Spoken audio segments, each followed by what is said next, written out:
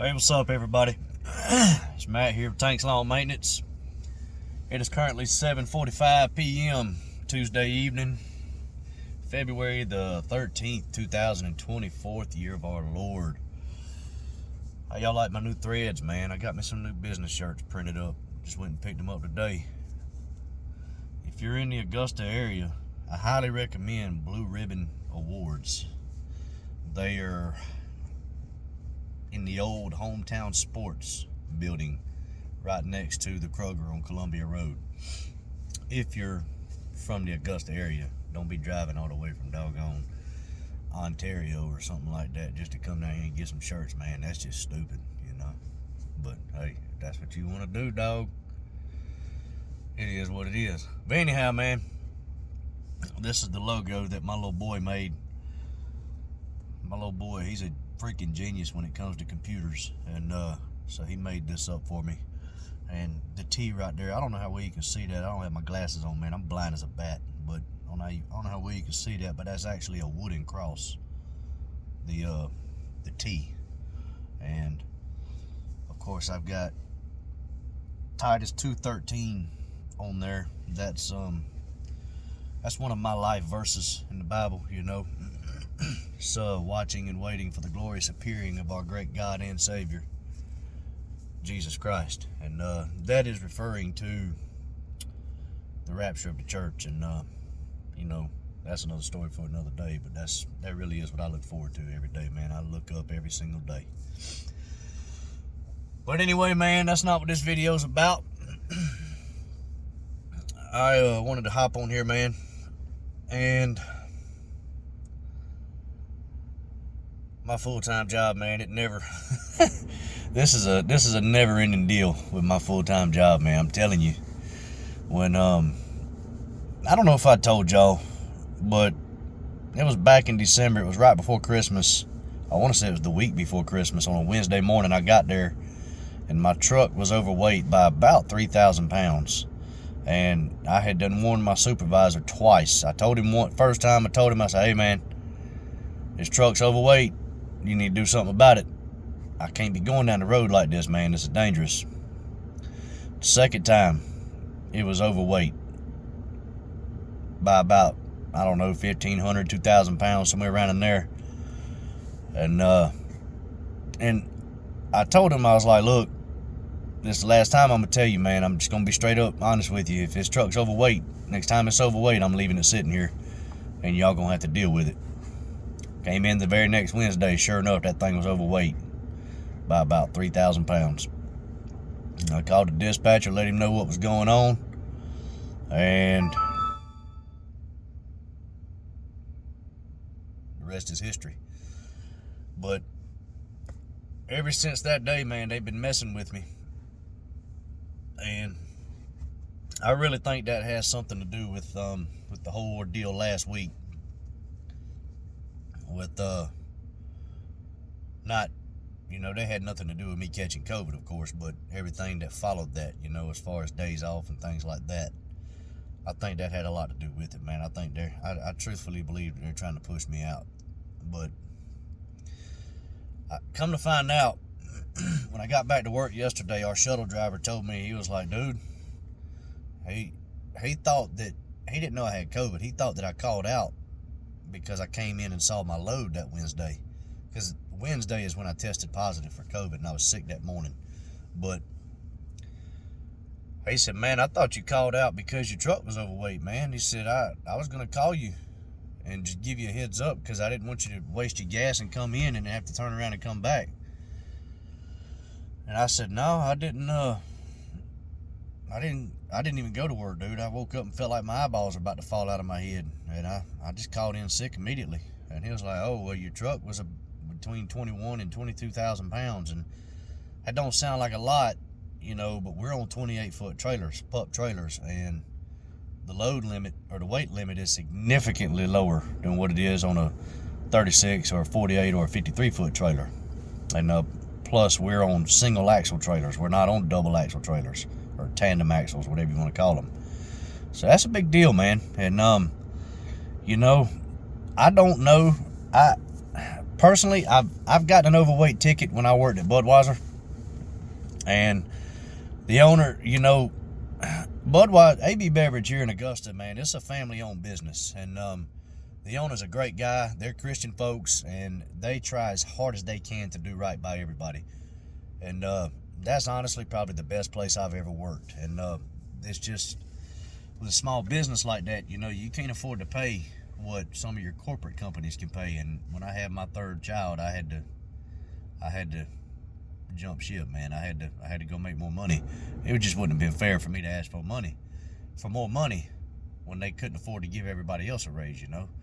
So, but I got an overweight ticket there, and they paid it with a smile on their face, and they told me, they was like, look, now this was before the CSA 2010 law came out, you know. Now, since 2010, now you share that burden, you know. You don't pay the ticket. You're not required to pay the ticket, but you're that goes against your license, you know. That goes against you. And but there are circumstances where you will be required to pay, where you get a ticket and the owner gets a ticket. And I'm not so sure that this company that I work for won't try to leave me high and dry with a ticket. And that's a pretty expensive ticket. And I'm not shelling out no money because of some goof up that somebody else did because they were in a hurry and didn't see any other way. So I don't know if they're going back to this or what, but after I left the truck sitting there, our VP of operations called me, and he told me he was going to investigate. I mean, he was straight up with me. He told me, he said, we're going to investigate, and we're going to get with DOT, and if I find out you're lying to me about the weight limit, I'm going to terminate you. I said, dude, I ain't got no reason to lie to you. But they called DOT, they verified everything, and sure enough, what I told them was the truth. And the weight limit is 16.5. And they brought a doggone trailer down here that was between 21,000 and 22,000 pounds 2 Wednesdays ago. I don't know what it was last week, but 2 Wednesdays ago, and I would have left that trailer sitting there. And the rate things are going right now, I'm probably going to get fired if that happens, which is fine. If you want to fire me, you better be prepared for war. If you fire me because of something that your people did, you better be prepared for war, because I'm not going down without a fight. But tomorrow's Wednesday, man, and that is my heaviest day by far. So we're going to see what happens when I get there in the morning. And I was talking to my wife. I was talking to my mom. You know, my mom, she's full of wisdom, man. She's 62 years old, man. She didn't get to be 62 years old by being no dummy. And she was also married to a brilliant man as well before he passed. But, you know, both of them told me, man, look, you know, you do what you need to do. Don't do nothing unsafe. So that just gives me that much more confidence, man, to hear my wife and my mom tell me something like that. But I'm going to go back to yesterday for a second. I got to work yesterday, and first thing I did when I got to work was open up my box to grab my scanner out so I could log in. And there's an envelope in there that said, sign this, take a picture, and send it to me. I pulled this paper out of an envelope. It's a write-up for going 59 miles an hour in a 55 mile an hour zone.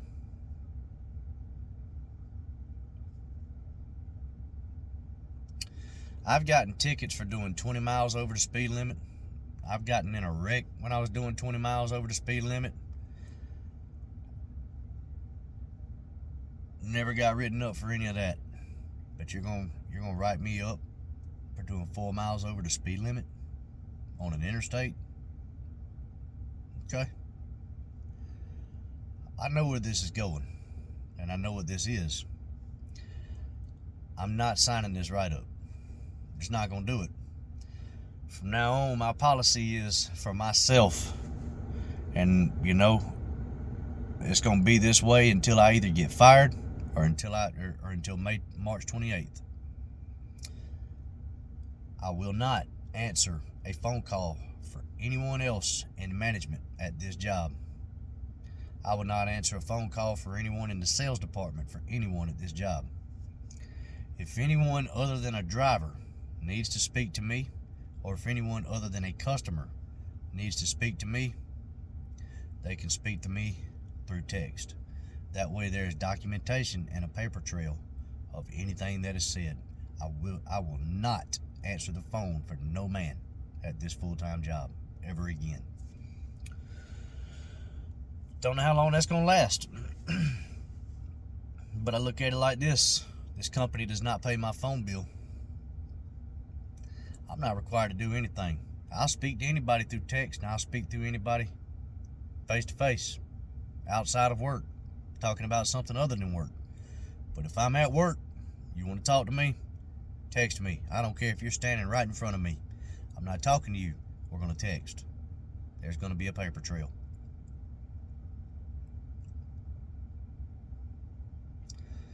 It may sound like I'm being petty. It may sound like I'm just being a jerk, like I'm out just to try to prove a point. That's not it at all. I don't want to get caught with my pants down. I don't want to get caught with my pants down.